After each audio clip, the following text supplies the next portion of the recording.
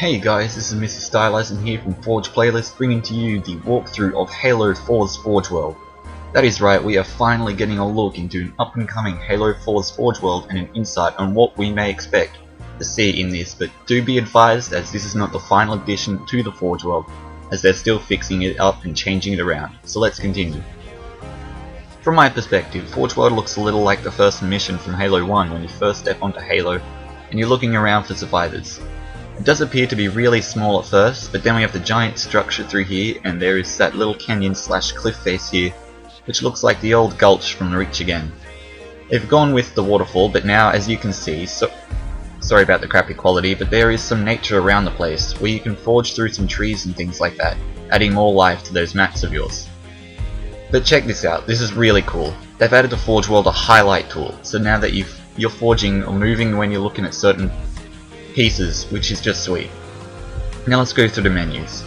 Again, I apologize for the indecent quality, but it's rare to get films such as this, so please just bear with me. As you can see, the bunker round I believe it's called, it has returned, and we are placing it and moving it around. It actually looks really nice, and the phase system is back where you can place it into the ground at your own free will.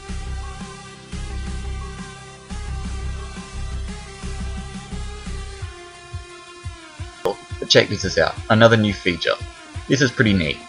It's called lock-in. When you accidentally move a piece that you didn't want to, you can now press lock-in and you can't move it now. How awesome is that? That's just amazing. But now, if you have a piece and you want it to make that piece in the exact same way as you had before and place it somewhere else, there is now a new tool and it's called duplication, where you can copy and paste a piece to another spot. But now, another cool feature, and you're probably thinking right now, what, more cool stuff? How is this even possible? Well, because 343 are such amazing, fantastic people, they've listened to our requests, and now we have just the magnet system, where it locks into another piece. So now pieces can be placed right next to each other, not a problem. That is just stunning. The pieces do look very similar to Reach, but there isn't much of a problem with that, as the pieces did look well. But continuing on with the making of this base, and right here you can see the magnet and duplicating working together to make a really fast map, and right now locking it all together.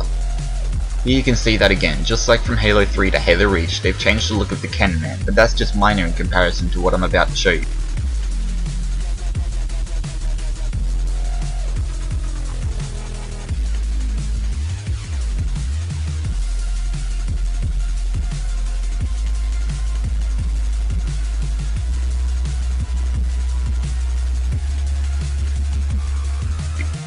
Right here, you see this map and the graphics look really off and really weird.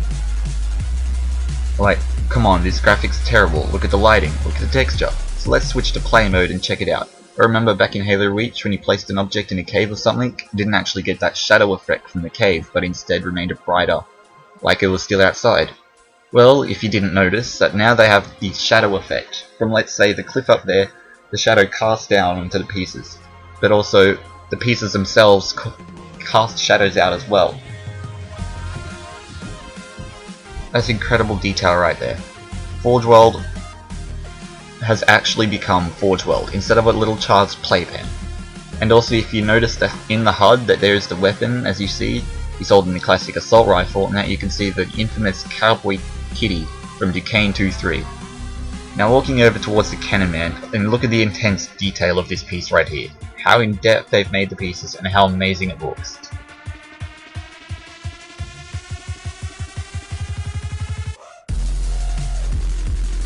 And now looking over towards the bridge. How freaking shiny is that?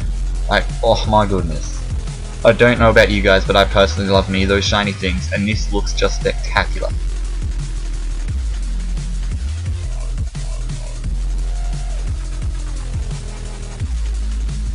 With this cool new looking forging system that they've created for us. And on the opposite end of this bridge you can see this giant orange glowing ball. Let's go touch it. That right there, if you haven't guessed already, is the kill ball, and yes, that obviously still does kill you. But now I'll show you something which is just amazing. This for me is outstanding and something truly remarkable. This little nifty gadget now, I'll show you something which is just amazing. This for me is outstanding and something truly remarkable. This little nifty gadget here will affect your Spartan. Yes, you heard right, affect your Spartan. So when you're running about It works the same as a kill zone or a checkpoint. You run inside the perimeter that is set and bam. Depending on the setting you've used, you'll either become stronger, faster, lighter, heavier, and here you'll see the tools that can be used to edit your pieces for different compatibilities so you can make your maps in depth over a variety of game types. Basically, this right here is a giant custom power-up zone.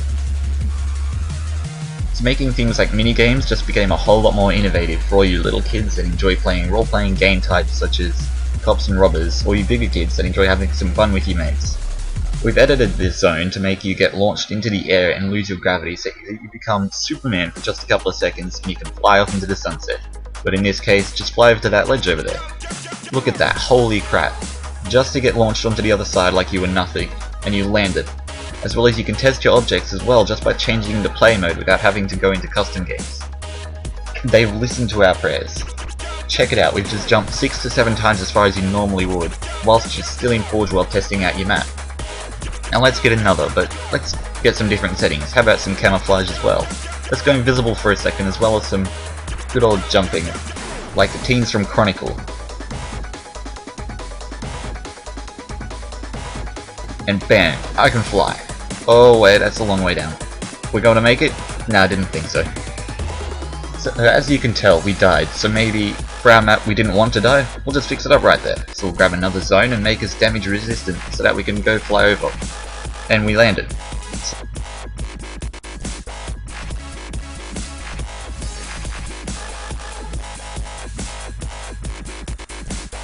With that said, this is only a sneak peek in Forge World. There is apparently more they're doing with this game, and more they'll show us later.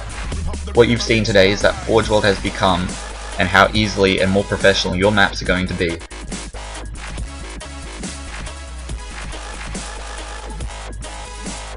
Let's go, here's us flying, and falling, and bam, didn't die.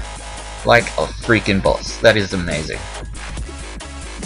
Thank you guys for watching. This is Halo 4 Forge World, out November 6th. I can't wait, and I'm sure neither can you. So do subscribe. We have a lot of content here in Forge Playlist, and this is Mr. Stylisin, and I'll see you guys later.